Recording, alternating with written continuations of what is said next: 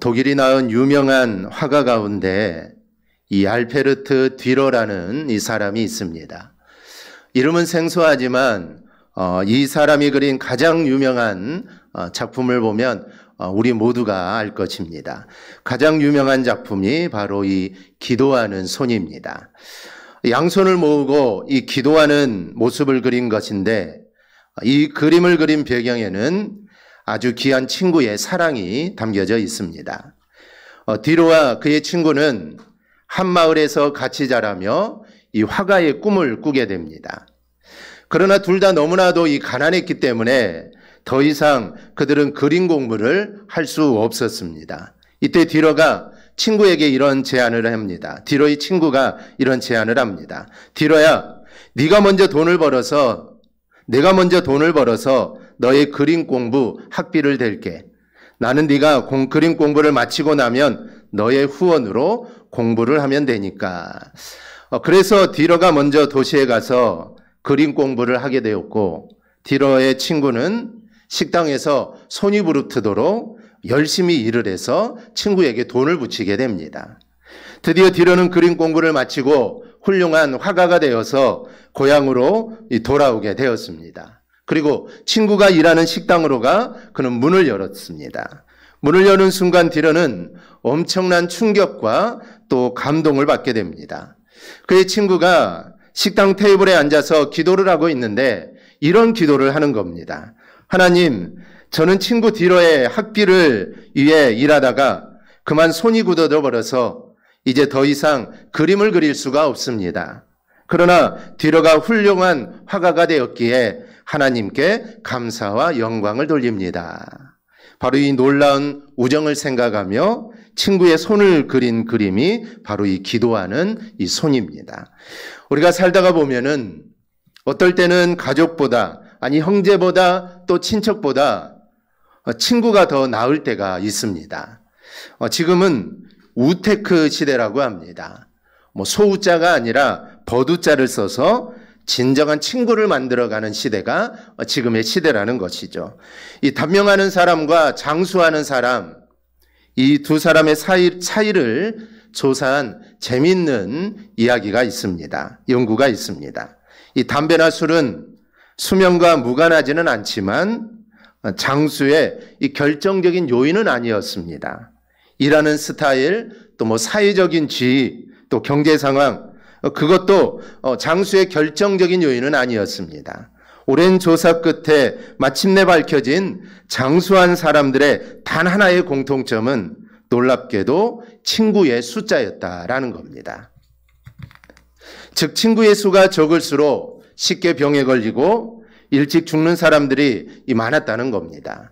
인생의 희로애락을 함께 나누는 친구들이 많고 또 그 친구들과 보내는 시간들이 많을수록 스트레스가 줄어들며 더 건강한 삶을 유지했다라는 것입니다. 여러분, 친구가 무엇일까요? 친구란 환경이 좋든 나쁘든 늘 함께 있었으면 하는 사람이 바로 이 친구입니다. 친구란 나에게 문제가 있었을 때 내가 그 문제를 저절로 상담하고 싶은 사람이 바로 이 친구입니다. 친구란 나의 무거운 짐을 조금이라도 가볍게 들어줄 수 있는 사람이 바로 이 친구입니다. 오늘 본문이 바로 이런 경우입니다. 오늘 본문을 보면 중풍에 걸린 사람을 예수님 앞으로 데리고 나온 이 사람들의 이야기가 나옵니다. 이 마가복음 2장을 보면은 이 중풍병자를 데리고 온 사람들이 4명이었다라고 이야기를 합니다. 물론 이 중풍병자를 들고 온 사람들이 누구인지는 우리가 알 수가 없습니다. 이 가족일 수도 있고 아니면 돈을 받고 고용된 사람일 수도 있고 우리가 흔히 알고 있는 이 친구일 수도 있습니다. 이 성경 마태마가 누가복음 모든 성경에 이 사건에 대해 기록을 하는데 이 모두 다 이 성경에는 그냥 사람이다라고 이렇게 우리가 이렇게 기록을 하고 있습니다. 마치 우리가 이 동방 박사들이 3명인 것처럼 알고 있듯이 우리는 이 사람들을 친구로 알고 있습니다. 이 동방 박사가 3명이라는 것은 성경에 나와 있지도 않죠. 그런데 우리는 3명인 것 같다라고 말하듯이 이 사람은 친구이다라고 생각하지만 성경은 친구라고 말하지 않습니다. 그냥 4명의 사람이다라고 말을 하죠. 그런데 정황상 이 사람들은 가족이거나 고용된 사람이 아니라 친구일 확률이 높습니다. 왜냐하면 만약에 고용된 사람이라면 오늘 우리 말씀과 같이 수단과 방법을 다 동원하여 이 중풍병자를 예수님 앞으로 내려놓지는 않았을 겁니다. 이 돈을 받고 하는 사람이 그렇게까지는 하지 않았겠죠. 만약에 가족이라면 예수님께서 병자를 고친 후에 가족들에게 데리고 가라라고 이야기를 했을 겁니다. 그런데 이런 이야기가 없는 것을 보면 아마 친구일 가능성이 높습니다. 그러나 이 4명의 사람이 친구이든 가족이든 뭐 돈을 받고 고용된 사람이든 이것이 중요한 게 아닙니다. 여기서 중요한 것은 이 4사람이 마음을 함께 모으니 놀라운 기적이 일어났다라는 사실입니다. 오늘은 이 4사람이 함께함으로 일어난 일들에 대해서 우리가 함께 살펴보려고 합니다. 첫째로 함께할 때 이 중풍병자가 예수님 앞으로 올 수가 있었습니다. 예수님이 계시는 곳에는 늘 많은 사람들이 몰리게 됩니다. 그날도 마찬가지입니다. 중풍에 걸려 걷지 못하는 이 중풍병자를 4사람이 침상채 들고 예수님이 계신 집으로 찾아왔지만 이들은 예수님 앞으로 들어갈 수가 없었습니다. 왜냐하면 사람들이 정말 많았기 때문입니다.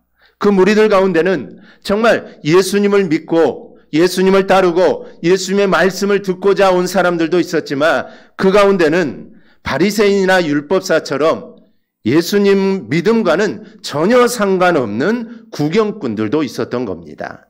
이 무리들이 주님 계신 그 집 앞을 가로막고 있었기 때문에 정작 믿음으로 주께 나아가고 정말 주님의 도우심이 필요하고 믿음이 필요한 이 중풍병자가 집 안으로 들어가지 못했던 겁니다. 여기서 우리는 한 가지 교훈을 배웁니다. 우리 성도들은 주님에 대한 구경꾼들이 되어서는 절대로 안 된다라는 이 사실입니다. 우리는 주님의 사역을 돕는 하나님의 동역자들이 되어야지 주님을 그저 구경만 하는, 그래서 자신은 물론 다른 사람의 구원도 방해하는 자가 되어서는 우리는 절대로 안 되는 겁니다. 어느 사회학자는 현대인들을 연극 구경꾼들이라고 이렇게 말을 합니다. 이 사회를 위하는 일에 동참하는 일에는 귀찮아하고 그냥 팔짱 끼고 구경만 한다는 것이죠. 그래서 잘하면 환호하고 박수를 보내주지만 잘못하면 뒤에서 비판과 질책을 합니다. 그런데 교회에도 주님의 동역자가 있는가 하면 관람객도 있음을 우리는 인정해야 합니다. 직분을 맡아서 열심히 충성하는 성도가 있는가 하면 주일에 출석하여 예배를 드리는 성도들도 있습니다. 그런가 하면 주일을 방해하는 성도들도 있습니다. 여러분, 이런 사람들 정말 주를 위해 충성하지 않고 맡겨진 직분을 받아 그 일에 충성하지 않는 사람들은 예수님의 입장에서는 다 무리들에 불과합니다. 주님의 사랑을 받은 성도들은 직분을 받아 충성합니다. 주님의 일을 구경하는 것이 아니라 주님의 일에 적극적으로 동참을 합니다. 여러분 어떻습니까? 나는 주님의 일을 맡아 충성하는 자입니까? 아니면 나는 무리들 중에 한 사람입니까? 만약에 내가 구경꾼 중에 한 사람이라면 구경꾼 무리에서 나와서 충성된 성도들과 함께 주님의 사역에 동참하는 복된 성도들이 될 수 있기를 바랍니다. 우리 모두는 주님의 일꾼이 되어야 합니다. 무리는 의미가 없습니다. 주님을 따르는 수많은 무리들이 있었습니다. 그런데 그 무리들은 어땠습니까? 주님 핍박을 받고 주님이 어려움을 당하자 그들은 다 흩어져 버립니다. 다 뿔뿔이 흩어져 버리죠. 하지만 정말 충성된 일꾼들은 주님 곁에 있습니다. 성령을 받아 주님의 일에 충성된 자가 되죠. 그래서 우리 모두는 정말 주님의 일에 충성된 자, 무리가 되어서는 안 되고 관람객이 되어서는 안 되고 구경꾼이 되어서는 안 되고 정말 주님의 일에 충성하는 우리 모든 성도들이 될 수 있기를 바랍니다. 그런데 오늘 본문에 나온 이 4명의 사람, 그들은 구경꾼이 아니었습니다. 만약에 구경꾼이었다면 어떻게 됐을까요? 그냥 집으로 돌아갔겠죠. 그 병자를 다시 들고 집으로 돌아가든지 아니면 그냥 마당에 내려놓고 집으로 돌아가든지 아마 그렇게 했을 겁니다. 그런데 이 4명은 구경꾼이 아니었다는 것이죠. 그래서 그들이 생각한 것은 옥상으로 올라가 지붕을 뚫고 침상을 내리는 겁니다. 오늘 19절을 보면 무리 때문에 메고 들어갈 길을 얻지 못한지라 지붕에 올라가 기와를 벗기고 병자를 침상의 무리 가운데로 예수 앞에 달아내리니. 이스라엘의 가옥의 지붕은 우리와 조금 다릅니다. 이스라엘 가옥의 지붕은 이 산책을 하거나 또 명상, 기도 등의 장소로 이용됐기 때문에 이 평평하고 넓습니다. 그곳에 올라간 그들은 지붕의 일부를 내고 구멍을 만들어 중풍병자가 눕혀져 있는 침상을 예수께로 달아내립니다. 어떻게 지붕을 뚫을 수 있을까요?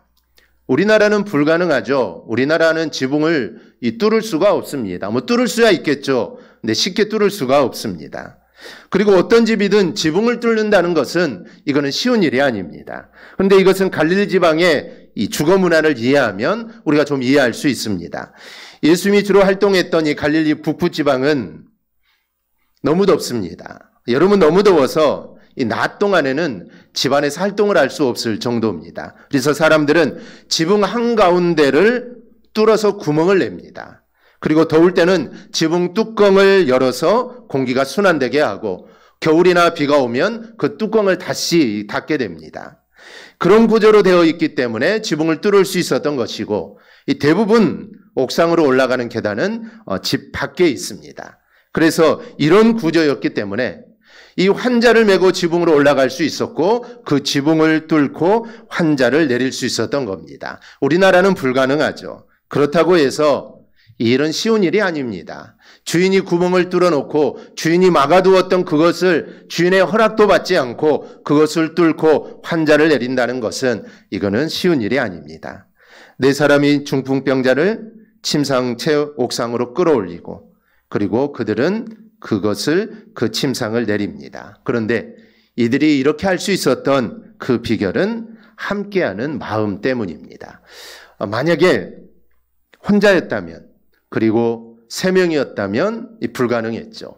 만약에 한 사람이 마음이 같지 않다면, 만약에 한 사람이 어떻게 지붕을 뚫느냐, 어떻게 다른 집에 지붕을 뚫을 수 있느냐, 만약에 그렇게 한 사람이라도 말을 했다면 이 기적은 일어나지 않았을 겁니다. 즉, 이 기적을 일으킬 수 있었던 그 비결은 그 4명이 함께하는 마음 때문입니다. 지금 이란에 위치한 이 페르시아의 왕 이 크로르크세스와 이 스파르타의 리오니다스의 왕이 치열하게 싸운 이 3일간의 전쟁을 다룬 300이라는 영화가 있습니다. 원래 이 전투의 이름은 테르모필레 전투인데 이 테르모필레는 전쟁이 일어난 협곡의 이름인데 이 레오니다스 왕이 이 좁은 협곡을 선택한 이유가 있습니다. 그것은 이 스파르타군과 그리스 도시 국가들의 연합군이 이 페르시아군의 규모에 비해 엄청나게 적었기 때문입니다. 즉 적은 숫자로 수많은 군대를 상대해야 했기 때문에 이 왕은 협곡을 선택을 한 것입니다. 즉 좁은 길이기 때문에 많은 병사들이 함께 들어올 수 없습니다. 그래서 그 협곡으로 기다렸다가 들어오는 군사들만 처치를 했던 것이죠. 그래서 그들은 300이라는 숫자를 가지고 수십 배에 달하는 그 군사들을 무찌르게 됩니다. 실제로는 300이 아니었다고 합니다. 더 많은 숫자지만 어쨌든 이들이 마음을 같이 하니 영화에서 말하는 것처럼 자신들보다 수십 배나 많은 적들을 막아내게 됩니다. 이순신 장군의 명량도 마찬가지입니다. 신에게는 아직 12척의 배가 남아 있습니다. 12척의 배로 133척의 일본 함선을 격파하게 되죠. 이게 가능할 수 있었던 이유, 물론 이순신 장군의 뛰어난 지도력도 있지만 모든 수군이 함께하는 마음이 있었기 때문에 이 명량해전의 승리가 이게 가능했던 겁니다. 중요한 것은 숫자나 환경이나 조건이 아니라 바로 함께하는 마음입니다. 함께하는 마음이 있으면 모든 문제를 해결할 수 있고 어떤 어려움도 이겨나갈 수 있습니다. 그러나 분열하면 아무리 조건이 좋아도 환경이 좋아도 이겨낼 수가 없습니다. 여러분 초대교회 성도들을 보십시오. 그들이 숫자가 많아서 그런 놀라운 역사들을 이루어냈을까요? 핍박이 심했고 예수 믿는 것이 어려웠지만 그들은 적은 숫자로 그들은 마음이 하나가 되었기 때문에 그런 초대교회의 놀라운 역사들을 바로 이루어낸 것입니다. 사도행전 1장 14절입니다. 여자들과 예수의 어머니 마리아와 예수의 아우들과 더불어 마음을 같이하여 오로지 기도에 힘쓰더라. 그들은 먼저 모여서 마음을 같이하여 기도합니다. 기도하니 성령이 임하고 기적이 일어납니다. 그들은 계속하여서 마음을 같이합니다. 사도행전 2장입니다. 날마다 마음을 같이하여 성전에 모이기를 힘쓰고 집에서 떡을 떼며 기쁨과 순전한 마음으로 음식을 먹고 하나님을 찬미하며 또 온 백성으로 칭송을 받으니 주께서 구원받는 사람을 날마다 더하게 하시니라. 즉 그들은 날마다 마음을 같이 했습니다.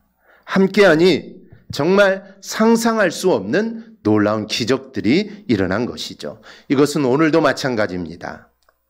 우리가 마음만 같이하여 우리가 합심하여 기도하면 우리에게도 기적이 일어나고 놀라운 일들이 일어납니다. 그러니 우리가 할 일은 마음을 같이 하는 일입니다.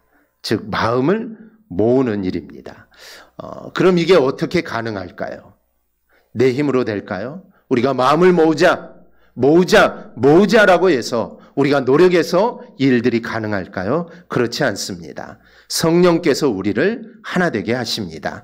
에베소서 4장 3절입니다. 우리 한 음성으로 함께 보겠습니다. 평안에 매는 줄로 성령이 하나 되게 하신 것을 힘써 지키라. 아멘. 성령이 우리를 하나 되게 한다는 것입니다. 그리고 그것을 힘써 지키라라는 것이죠. 이 힘써라는 말은 예를 쓰다, 노력하다라는 말입니다. 그리고 여기서는 지속과 반복을 나타내는 현재 시제가 함께 쓰입니다. 즉 성령이 하나 되게 하신 걸, 즉 성령께서는 우리를 하나 되게 하셨는데 그것을 위해서 지키기 위해서 힘써야 하는 기간이 끊임없이 계속되어야 함을 강조하는 것입니다. 마치 우리에게 성령이 임했는데 이 성령의 충만함을 위해서 우리가 늘 기도해야 하는 것처럼 우리를 하나 되게 한 이 성령의 띠, 하나 되게 한 것을 지키기 위해서는 우리가 부단히 노력해야 한다는 것입니다. 이게 쉽지 않다는 것이죠. 즉 마음을 같이 모으는 일이 쉬운 일이 아니라는 사실입니다. 하지만 우리는 모든 성도들과 마음을 모아서 우리는 하나가 되어야 합니다. 그런데 원수 마귀는 우리가 하나 되지 못하기 위해 여러 가지 수를 씁니다. 욕심을 발동하게 하기도 하고 이기심을 생기게도 하고 비난과 비판을 하게 합니다. 바르게 한다는 명목으로 자꾸 비판하고 싶은 마음을 우리 가운데 넣어줍니다. 그러나 성령은 하나 되게 하십니다. 그래서 우리는 마귀의 유혹에 넘어가지 않고 우리는 하나가 될 수 있는 것입니다. 마음을 모으는 것입니다. 그럴 때 기적이 일어나게 됩니다. 먼저 마음을 모으는 것이 정말 중요합니다. 오늘 이 4명의 사람도 마음을 모으니 기적의 역사가 시작된 것입니다. 우리 모두도 주님의 일을 위해 마음을 우리가 모을 수 있기를 바랍니다. 마음이 하나가 되어야 합니다. 무슨 일을 하든지 기도회를 하든지 아니면 우리가 체육대회를 하든지 아니면 우리가 성경을 읽든지 가장 중요한 것은 마음이 하나가 되는 것입니다. 그럴 때 우리가 함께 동참할 수 있고 마음이 하나가 되면 그때부터 하나님의 일이 시작이 됩니다. 시작하면 하나님이 함께 하셔서 그 일을 이루게 하십니다. 그러므로 우리 모두 교회 일에 한 마음으로 함께 할 수 있기를 바랍니다. 그리하여 하나님의 놀라운 일을 이루어 나가는 교회가 되기를 축복합니다. 둘째로 함께 힘을 모으니 죄사함 받고 구원을 받습니다. 본문 20절을 보면 어렵게 주님 앞에 내려진 환자를 향해 주님은 먼저 죄사함을 받았다라고 말씀을 하십니다. 대부분의 환자들을 향해서는 병을 치유하는 게 우선이었는데 오늘 본문에서는 순서가 바꿔져 있습니다. 보통 예수님은 환자를 치료하고 나서 내 믿음이 너를 구원했다라고 말씀을 하시는데, 오늘은 환자를 치료하지도 않고 먼저 죄사함을 받았다라고 선포를 하십니다. 이것은 아마도 이 사람이 중풍에 걸린 이유가 죄와 연관되어 있기 때문일 수도 있고, 아니면 그 모여있는 사람들에게 교훈을 하기 위해서 이렇게 말씀하셨을 수도 있습니다. 그런데 주님은 이 중풍병자를 보면서 먼저 죄 문제를 거론하십니다. 죄사함을 받았다라고 말씀을 하시죠. 욥기에서도 잘 나타나 있듯이 사람들은 재난이나 어려운 일을 당하거나 아픈 것을 뭔가 죄를 지어서 그렇다라고 생각을 합니다. 물론 그럴 수도 있습니다. 죄를 지어서 아플 수도 있고, 죄를 지어서 어려운 일을 당할 수도 있고, 죄를 지어서 재난을 당할 수도 있습니다. 그런데 모든 일이 다 그렇지는 않습니다.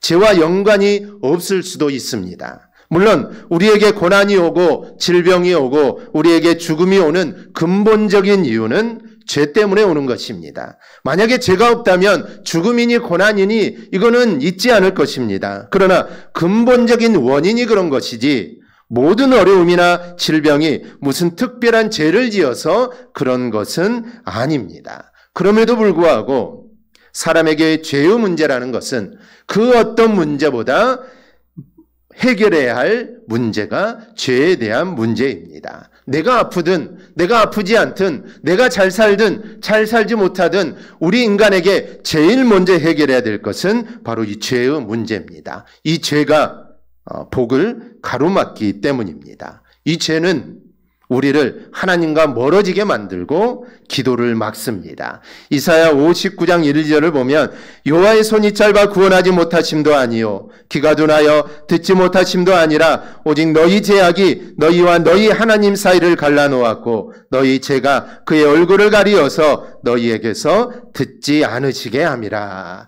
하나님이 우리의 기도를 듣지 않은 이유가 죄가 우리와 하나님 사이를 가로막고 있기 때문이라는 겁니다. 죄의 담벼락이 허물어져야 하는데 그 담벼락 때문에 우리의 기도가 하나님께 전달되지 않는다는 겁니다. 이렇게 죄는 하나님과 우리 사이를 갈라놓습니다. 그리고 결과적으로 죄는 우리를 죽게 합니다. 에스겔 18장을 보면 범죄하는 그 영혼은 죽을지라. 또 로마서 6장을 보면은 죄의 삭은 사망이다, 이렇게 말을 합니다. 그래서 오늘 주님께서 이 중풍병자의 죄를 사해 주신 겁니다. 이 환자의 병도 중요하지만 그것보다 더 중요한 것은 영혼의 문제였기 때문에 오늘 주님은 그 사람의 죄를 먼저 사해 주신 것이죠. 이렇게 함께하고 힘을 모으니 한 영혼이 구원을 받습니다. 물론 이 중풍병자의 마음에도 구원을 갈망하는 마음이 있었을 겁니다. 그런데 하나님의 형상으로 창조된 모든 사람의 마음에는 이런 마음이 다 있습니다. 영적인 존재인 사람은 이런 갈망, 즉 신에 대한 갈망이 있습니다. 왜냐하면 하나님께서 인간을 창조하실 때 모든 인간에게 그런 마음을 심어주었기 때문입니다. 그래서 사람들이 예수를 믿지 않아도 종교를 가지지 않아도 어려움을 당하면은 종교를 찾게 되어 있습니다. 물에 빠지면 하나님을 찾게 되어 있죠. 의식하지는 않지만 사람의 마음 속에는 하나님을 찾고자 하는 그 마음이 있습니다. 예수를 믿지 않아도 물에 빠지면 하나님을 찾습니다. 그래서 그 하나님은 우리가 믿는 하나님은 아니지만 저 하늘에 있는 어떤 신을 사람들은 꼭 찾게 된다는 것이죠. 그런 마음이 바로 우리 안에 있다라는 것입니다. 그래서 우리 안에 그런 마음이 있지만 다만 육신의 정욕과 이기심, 원수 마귀가 주는 악한 마음에 그런 것들이 가려져 있는 것입니다. 그래서 우리는 때를 얻든지 못 얻든지 모든 사람에게 복음을 전해야 하는 것입니다. 그 마음속에 하나님이 주신 마음이 있기 때문에 복음 전하는 일을 게을리해서는 안 된다는 것이죠. 함께하니 육신적으로 아파 평생을 그렇게 살다 죽어 지옥에 갈 그 영혼이 제사함 받고 천국 백성이 됩니다. 이 복된 백성이 된 것이죠. 함께하니 이런 놀라운 일을 만들어낼 수가 있습니다. 나 개인적으로 내가 약하고 내가 부족해도 우리가 함께 힘을 모으면 함께하면 바로 이 일이 가능합니다. 교회가 함께하면, 성도들과 함께하면 바로 이 일이 가능합니다. 그래서 함께하자는 것이죠. 교회 일이 있을 때, 어떤 일이 있을 때 함께하자는 것이고, 기도도 함께하자라는 것입니다. 그렇게 하면 구원의 놀라운 역사가 교회를 통해 나타나게 됩니다. 그럴 때 교회는 구원의 방주의 역할을 감당하게 되는 것이죠. 셋째로 함께하니 중풍병에서 고침을 받습니다. 예수님이 이 사람의 죄를 사한다고 하시니 서기관들과 바리새인들이 당신이 어떻게 죄를 사할 수 있느냐라고 시비를 겁니다. 왜 그럴까요? 그들은 하나님만이 죄를 사할 수 있는데 네가 뭔데 하나님만이 할 수 있는 일을 하느냐라는 겁니다. 즉 이들은 예수님이 누군가를 정확하게 몰랐던 것입니다. 즉 예수님이 하나님의 아들이요 우리의 구원자가 된다는 것을 그들은 몰랐기 때문에 이런 말을 한 것입니다. 즉 그들은 예수를 하나의 선생이나 랍비로 한 것입니다. 그분의 하나님의 아들이라는 것을 몰랐던 것이죠. 그분이 죄를 사할 권세가 있는 분이라는 것을 그들은 몰랐던 겁니다. 그런데 마가복음 2장 10절 11절을 보니 그러나 인자가 땅에서 죄를 사하는 권세가 있는 줄을 너희로 알게 하려 하노라 하시고 중풍병자에게 말씀하시되 내가 내게 이르노니 일어나 내 상을 가지고 집으로 가라 하시니, 주님은 죄를 사할 권세가 있음을 분명하게 사람들에게 밝히신 겁니다. 이렇게 죄 문제를 해결해 주신 다음에 주님은 그의 육신을 치유하여 주십니다. 주님이 이 중풍병자를 향해 일어나 내 침상을 가지고 집으로 가라, 이 말이 떨어지자마자 이 병자가 일어나 자기가 누웠던 것을 침상을 들고 그는 걸어가게 됩니다. 우리가 잘 알다시피 중풍이라는 병은 몸이 마비되어 몸을 잘 쓸 수 없는 병입니다. 그래서 사람들에 의해 침상에 들려왔는데 이제는 그 침상을 들고 걸어가게 됩니다. 힘을 합치고 함께하니 이런 놀라운 기적이 일어납니다. 이 성경을 보다 보면 다 그런 것은 아니지만 기적이 일어난 현장에는 믿음의 사람들이 함께하는 일이 있습니다. 오병이어의 사건, 오병이어의 기적의 사건에는 믿음으로 떡을 나눈 제자들이 있습니다. 떡 5개, 물고기 2마리. 이것을 나눈다는 것은 쉬운 일이 아니죠. 눈으로 봤을 때 합쳐봐야 7개밖에 되지 않는데 그것을 가지고 남자만 5,000명에게 나눠주라고 하는데 어느 누가 그걸 나눌 수 있겠습니까? 한두 사람, 한 사람에게 주면은 이미 다 떨어져 버릴 건데 어떻게 그것을 나눌 수 있겠습니까? 그러니 그 오병이어의 기적의 사건에는 믿음으로 떡을 나눈 제자들이 있었던 겁니다. 아말렉을 이긴 전쟁의 뒤에는 모세의 기도가 있었고 오늘 본문에는 이 중풍병자를 믿음으로 들고 온 사람들이 있었던 겁니다. 즉 믿음으로 반응했던 사람들이 있었기에 기적이 일어난 것이죠. 이 전도서 4장 9절에 12절로 보면 함께하는 것이 얼마나 대단한가를 우리에게 보여줍니다. 우리 9절에서 12절인데 우리 좀 길지만 우리 함께 읽어보겠습니다. 2 사람이 한 사람보다 나음은 그들이 수고함으로 좋은 상을 얻을 것임이라. 혹시 그들이 넘어지면 하나가 그 동물을 붙들어 일으키려니와 홀로 있어 넘어지고 붙들어 일으킬 자가 없는 자에게는 화가 있으리라. 또 2 사람이 함께 누우면 따뜻하거니와 한 사람이면 어찌 따뜻하랴. 한 사람이면 패하겠거니와 2 사람이면 맞설 수 있나니 세 겹줄은 쉽게 끊어지지 아니하느니라. 아멘. 여러분 함께하면 이렇습니다. 그러기에 지금 내가 할 일은 믿음의 교우들과 함께하는 것입니다.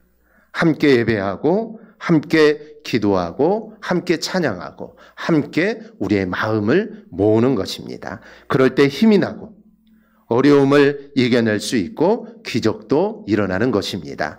미국 프로농구 NBA 보스턴 팀에 이 케빈 맥켈이라는 선수가 있습니다. 그 선수는 이 코칭 스태프 중에 이 케이스 존스라는 코치를 특히 존경했는데 그는 선수들이 실수하고 어려울 때 찾아와서 칭찬해주고 이 격려해주는 사람이었기 때문입니다. 그런데 어느 날 케빈 맥켈은 중요한 발견을 하게 됩니다. 이 케이시 코치가 승리에 중요한 역할을 하거나 언론의 이 스포트라이트를 받는 선수들에게는 칭찬을 하지 않는다는 겁니다. 그리고 반면에 결승골을 놓치거나 팀을 지게 만드는 선수에게만 다가가서 그 선수를 격려하고 위로해 주었다는 겁니다. 생각해 보니 자신도 큰 실수를 저질렀을 때 언제나 이 코치가 먼저 다가와서 괜찮아, 신경 쓰지 마, 다음엔 잘하면 돼, 이렇게 말해 주었던 것을 기억을 하게 됩니다. 그 이유를 궁금해서 코치에게 따로 만나 물어보았더니 이렇게 말을 합니다. 자네가 뛰어난 활약을 보이고 팀을 승리로 이끌 땐 모두가 자네 칭찬을 한다네. 수많은 관중들이 자네의 이름을 부르고 언론의 화려한 조명을 받지. 하지만 실수를 했을 때는 자네 혼자 남게 되지. 진정한 친구란 바로 그럴 때 필요하다네. 서울대 문영민 박사는 자신의 속내를 마음껏 드러낼 수 있는 진실한 친구 한 명만 있어도 그 사람은 불행하지 않다라고 말을 합니다. 함께 한다는 게 바로 이런 것입니다. 우리 예수님의 별명이 있죠. 우리 예수님의 별명, 우리와 함께 하신다는 임마누엘입니다. 그리고 또한 보혜사를 보내셔서 우리와 우리 곁에 함께 하십니다. 그리고 주님께서는 구름을 타고 하늘로 올라가시면서 내가 세상 끝날까지 너희와 함께 하겠다라고 우리에게 말씀해 주십니다. 즉 우리 주님은 바로 이런 분이십니다. 이 세상에 계셨을 때뿐만 아니라 하늘로 올라가시면서도 보혜사를 보내주신다 하고 세상 끝날까지 내가 너와 함께 하겠다. 성령님을 통해서 내가 너를 떠나지 않겠다. 내가 하늘에 올라가서 하나님 우편에 앉아서 내가 너희들을 위해서 계속해서 기도하겠다. 즉 주님은 우리와 늘 항상 함께 하시는 분이 바로 우리의 주님이십니다. 내가 어려움을 당하거나 아니면 내가 힘든 일을 당하거나 내가 괴로운 일을 당하거나 아니 내가 병에 걸렸거나 내가 죽을 일이 있을 때도 우리 주님은 절대로 나를 떠나지 않습니다. 그때도 나와 함께 하시고 나와 함께 역사하시는 분이 바로 우리 주님이십니다. 그러기에 우리는 주님과 함께 해야 합니다. 그리고 교회와 믿음의 성도들과 우리는 함께 해야 합니다. 그럴 때 하나님의 놀라운 일들, 하나님의 기적과 같은 일들을 우리가 경험하게 될 것입니다. 우리가 오늘 말씀을 기억하고 정말 우리가 어려움을 당할 때 우리와 함께 하시는 주님, 또 우리와 함께하는 성도들을 기억하고 함께 기도하고 함께하여서 하나님의 놀라운 기적들을 경험하는 우리 모두가 되기를 주님의 이름으로 축원합니다. 아멘. 기도하겠습니다.